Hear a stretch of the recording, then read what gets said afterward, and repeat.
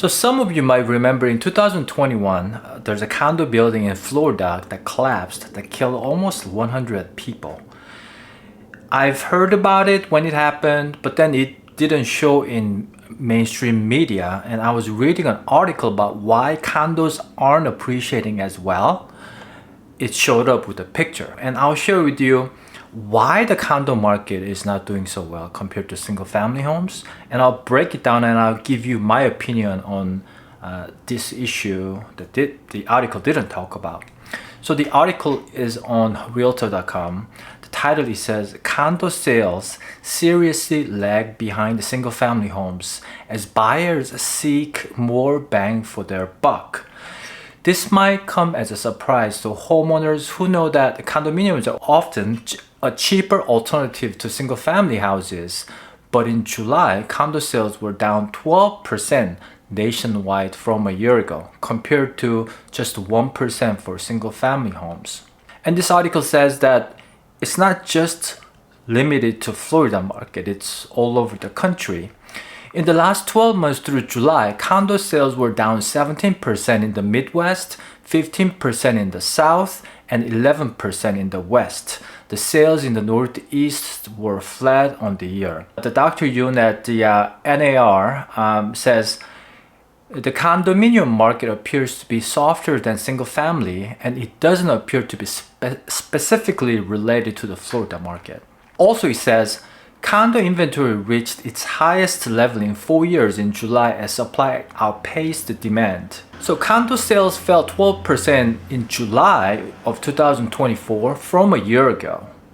While single-family sales were down just 1%, the spike in single-family sales in early 2024 corresponded with a dip in mortgage rates. But it didn't really help the condo market. So the buyers are seeking more bang for the buck. What it says here is in July, the median price for condos nationwide was $392,500 compared with $449,900 for single family homes. So there's about 10% price lower than single family homes, but it's not a good alternative because of the HOA fees and insurance premium fees that is going up, which I'm going to cover soon. The condos are more likely to be located in high-priced urban areas. Condo pricing per square foot is significantly higher than that of single-family homes because it's a downtown. Price for single square foot is like $500 compared to suburban $300. That's kind of like a rough number in the Portland metro market. It's talking about the rising HOA fees discourage potential condo buyers. Nationwide, the average monthly Homeowners Association for the condos currently listed on realtor.com is, guess, $650 a month. That's the average HOA fees in the country that are listed right now. It says property values have risen substantially over the last 5 years, as have the association fee. And this is the insurance director talking about this. Then there are potential of the association assessments because of the building's age, and with age comes maintenance, upkeep, and upgrades. Now, this is the part that you need to pay attention to as well. The older the building, the more upkeep is going to need. When the building is that big, the cost of doing upkeep and upgrades is going to be significantly higher than a single family home. Described how condominium buildings are growing harder to insure with more restrictive terms, higher premiums, and stringent underwriting requirements. The condominium building boom in the late 1970s and early 1980s means that many existing buildings have passed 40-year mark as might need extensive deferred maintenance. Now here's the sad news. In 2021, the Champlain Towers South buildings in Surfside, Florida, which was built in 1981, partly collapsed due to deferred maintenance issues. 98 people died, highlighting the tragic risks of allowing identified maintenance issues to go unfixed. I remember watching a documentary or news. They basically, the HOA did the inspection, and there's like water leaking in the parking space.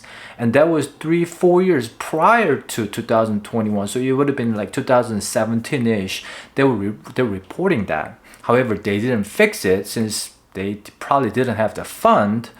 And then that happened. Something that you don't really hear about on mainstream media.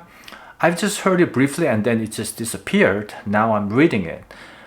It's just such a tragic here. So basically, the state of Florida responded with a new law that raised reserved fund requirements for condos, resulting in many special assessments and rising fees.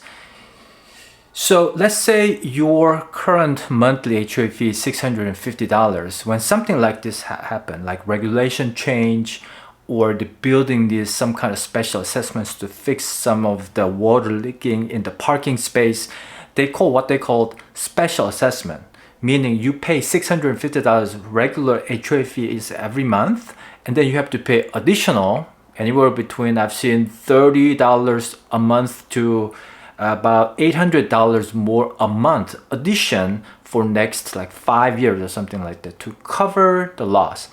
And a lot of times I see this is because of the try to keep the HOA fee low because that's going to benefit the homeowners. But then if you don't have enough reserve to fix the maintenance issue, it's more of a HOA management and keeping healthy reserve issue. And I see this all the time. I don't see that many HOA that is well run from my experience. So when it comes to high fee HOA, you really have to be careful. Let's go back to the article and I'll give you my final thoughts at the end. Across the country, many property insurers have paid out more in claims than they collected in premiums in recent years due to the climate-related disasters. Rising maintenance costs and insurance fees have driven up HOA fees, which covers property insurance for the building's common areas and the association's liability. It all translates into higher monthly cost for condo owners. Quote, we are seeing anything that has any kind of significant HOA fee is really sitting on the market. I mean, this is just a gimme. You know, when I see a brand new listing, the price is great. Oh, great. And then I look at the HOA fee, I'm like, oh crap, it's so high. It's not gonna sell. Because for the buyer's budget, anything that you pay toward the HOA, it never goes down. Let's say your mortgage payment is $3,000 a month, but if the HOA fee is $650 a month average, you have to pay $3,650 every month. And then the $650 only goes up. So you get my point? So it affects your home affordability directly. That's the problem. And he says that product in a normal market should have sold within 30 days or less, but it's sitting on the market for 6 months because of the HOA fees.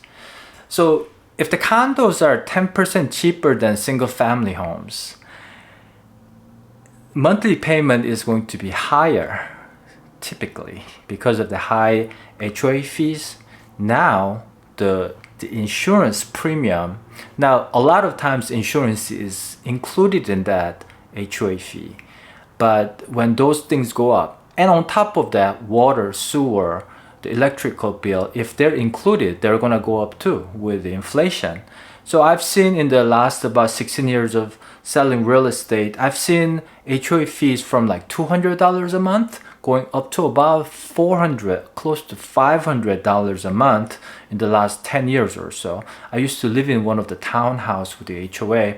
When we moved in, I remember monthly fee was about $350, and by the time we left, after about 4 or 5 years, it jumped to high 400s. So you can see now, this article didn't talk about this, but in my opinion, one of the main reasons why condo market is suffering is because of the pandemic issue. When the pandemic happened, people who shared the common space, sharing the hallway in the building, they didn't feel safe. A lot of those condo owners moved out suburban with a single family home. And then on top of that, you had to work at home. So you needed more space than just a one bedroom condo. And then the other part is the downtown downgrading. It's like degrading might be the right word. I remember hearing about one building where I listed try to sell, but it didn't sell because of the surrounding. The surrounding was so dangerous. Even for me to go out there during the day to put the lockbox, to put the key in, I had to kind of watch my back because there's a bunch of guys with, I don't know, there's one guy with a hockey stick in his backpack walking by. I don't feel safe, right? So what ended up happening with that, the condo listing, I didn't sell. We took it off the market and the owner rented that out. But in that time, if the garage door to the building was open, homeless people could go inside of the garage and they sleep there. Sometimes they steal things from the car. They break into car. And for the homeowners, they didn't feel safe. But then the garage door broke. It didn't close all the way. So what do you do? I don't know what they did, but they ended up starting putting like a fine if you leave the garage door area without seeing the door all the way closed, meaning while you're driving in, somebody could follow and walk in. If you don't wait until the door completely closes, HOA was fining those homeowners $500 per incident. And things like that happen. Who would want to live in a building like that? But that was the reality. That was during the pandemic time, about 2-3 years ago-ish. So now, to go back to the suburban condos aren't going to be affected as much of the downgrading downtown issue, but HOA, you can't avoid it, right?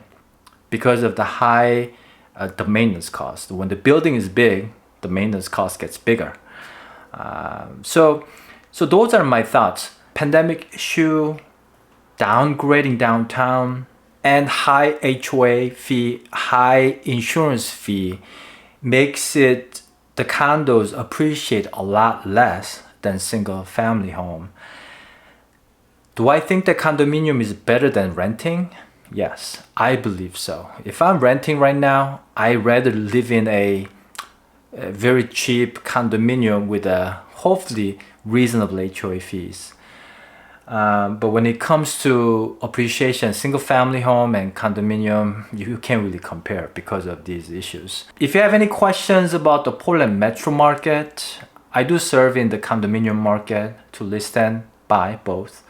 And also, if you want to know which one will fit you better, there are certain lifestyle that fits well in downtown setting, but from my experience, certain part of the downtown is good, certain part is bad. Same thing like anywhere else, really. So always talk to your local realtors when it comes to finding your spot. And if you have any questions about Portland Metro, Oregon market, I'm here to help. And you can call me anytime. And thanks for watching. If you hit the like button and subscribe, that's going to help my channel greatly. And I appreciate the support, and I wish you a great day.